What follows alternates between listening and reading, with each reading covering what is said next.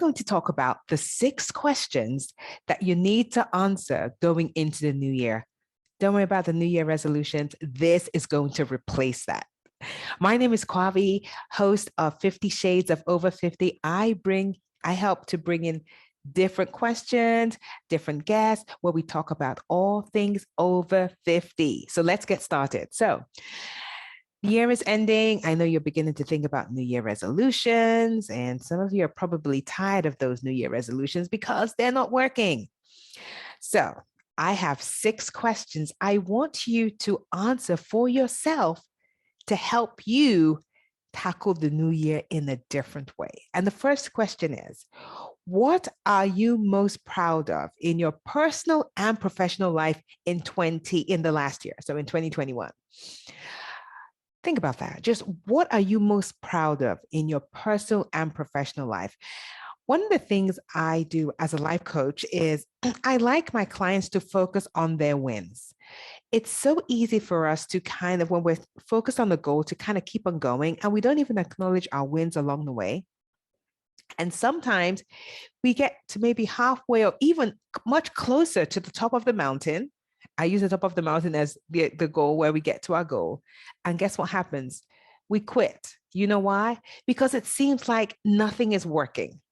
But you know why it feels like that? Because we don't celebrate our wins. So the first thing I want you to do is I want you to list what you're most proud of in the previous year, and whether it's in your personal, professional, or both. I want you to think about that. Okay? So that's the first question. The second question is, I want you to name 2 things that you spent money on that provide the most value for you in 2021. Think about it. Like, where did you invest money in that you felt, oh my goodness, this gave me so much value? It's important for you to look back on that and see, because sometimes we forget. So I want you to go back, think to the past year and like, what was it that you put money on that, you know what, oh my goodness, this just provided so much value for me. With that said, I also want you to take a look at 2 areas that you spent money on that did not reap the benefits that you expected. Okay? So remember, the second question is where you spent money that provided amazing value in the past year, and an area too where you felt you spent money and the benefits didn't live up to your expectations. Okay. But it could also be something you spent money on and you didn't do anything with. So I want you to be very honest with yourself. It could have been something that you spent money on and you did the work and nothing happened. Or it could also be something you spent money on and you didn't do the work. Like, for instance, maybe you invested in some courses and you really didn't attend any of the courses.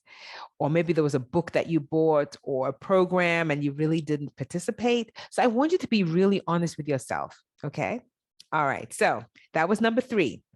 All right, people, we're halfway through. Stay around. You stick around. We're almost there.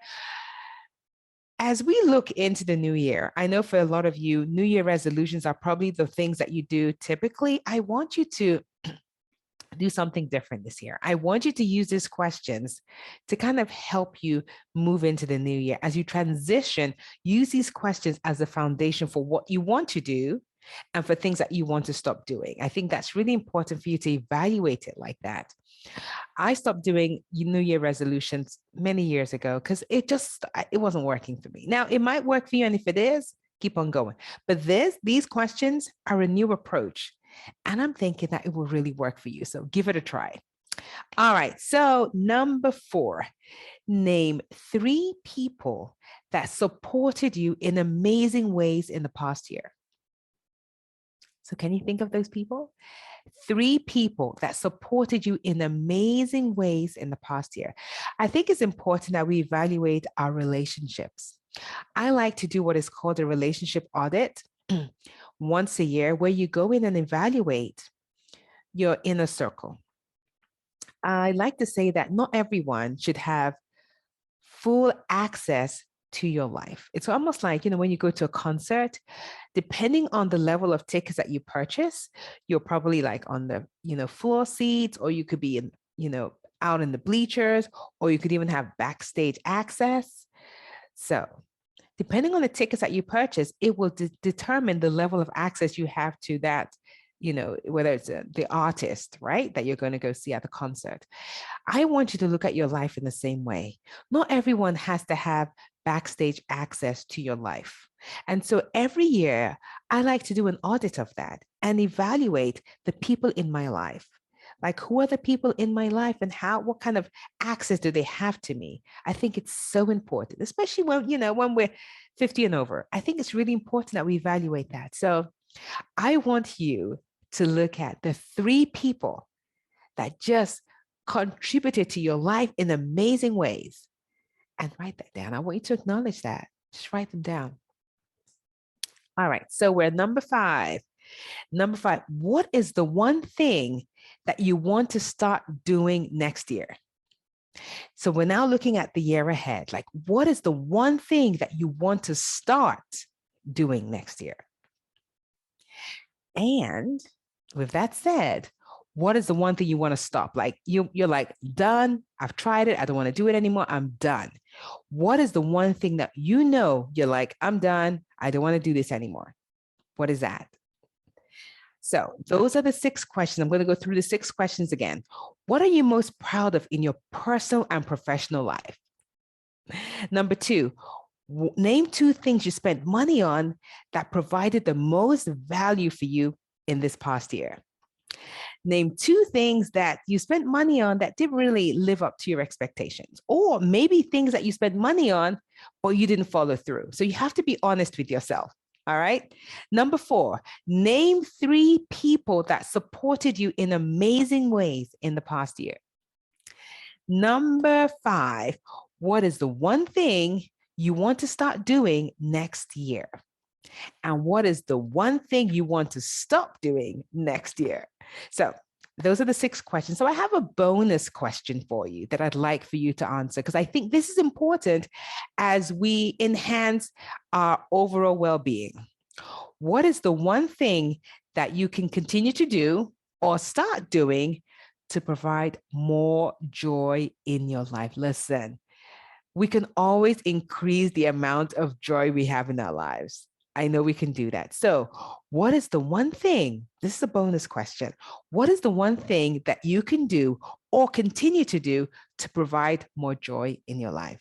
Now, if you enjoy these questions and you want more help with this, because this is what I do with my clients, I ask them series of questions because questions help us unlock our potential.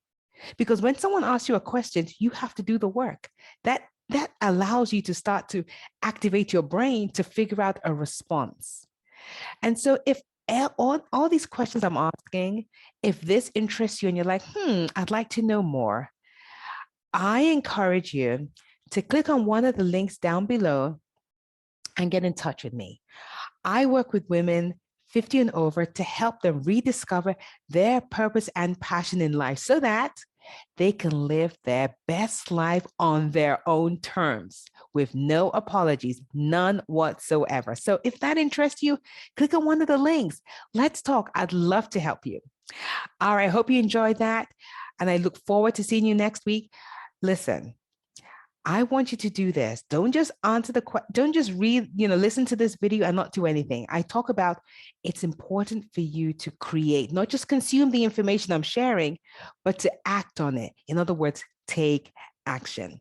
And if you enjoyed this also, share this with your friends. And don't forget to subscribe as well as share. All right, take care. Bye.